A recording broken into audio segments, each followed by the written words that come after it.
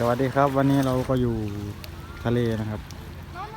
ใครได้ดูคลิปผมแล้วฝากกดไลค์กดแชร์และกดติดตามผมด้วยนะครับช่องวัยรุ่นทำกินครับอย่าลืมฝากติดตามเขาด้วยนะครับคลิปนี้ก็ไม่มีอะไรมากมายครับมาเล่นที่ทะเล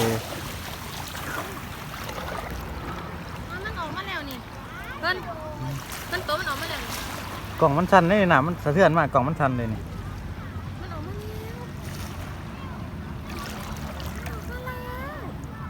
เนี่ยมันไตนี่เห็นปะนี่ค่ะนี่เห็นหัวมันนี่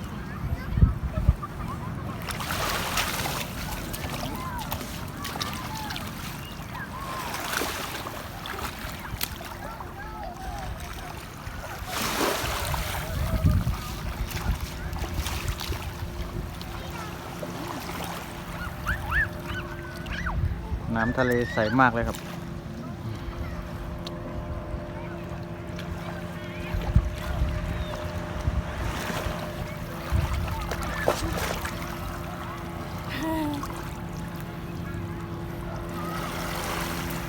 หนาก็สีดำ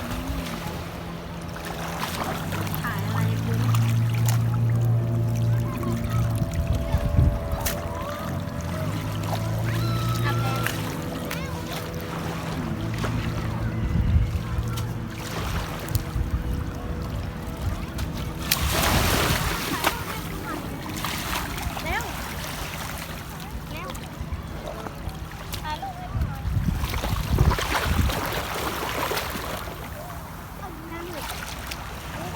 สีดำเร็ว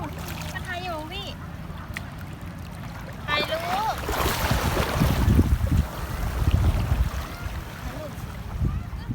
วันนี้ยังมาจับขาเขา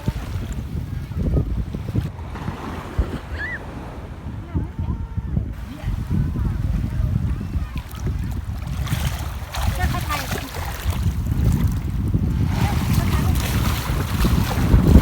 ถ่ายลูกเด้ครับผมใครได้ดูแล้วก็จะลืมกดไลค์กดแชร์กด Subscribe ให้เขาด้วยนะครับกูลอยได้แล้วเราก็อยู่กันที่ทะเล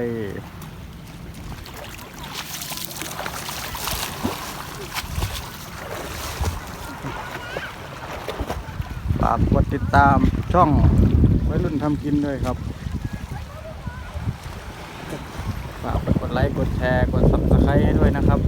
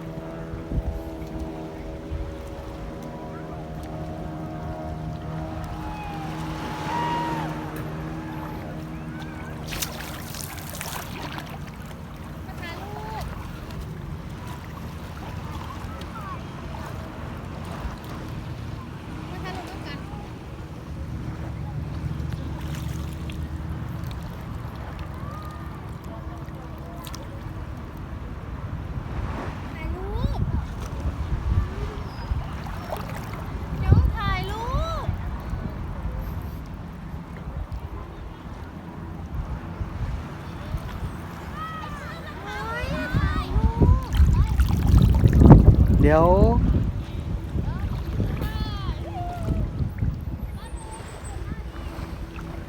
น้ำใสมากเลยครับที่ทะเลครับ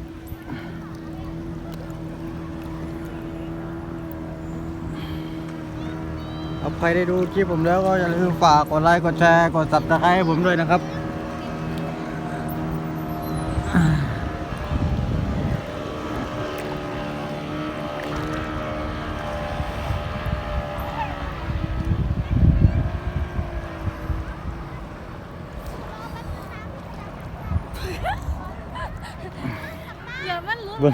เบิ้งหมูลอยน้ำครับหมูลอยน้ำหมูลอยน้ำเบิ้งหมูลอยน้ำ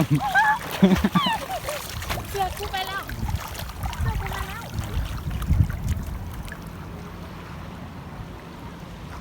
เ เอาผมขอจบคลิปเพียงเท่านี้ครับ สวัสดีครับ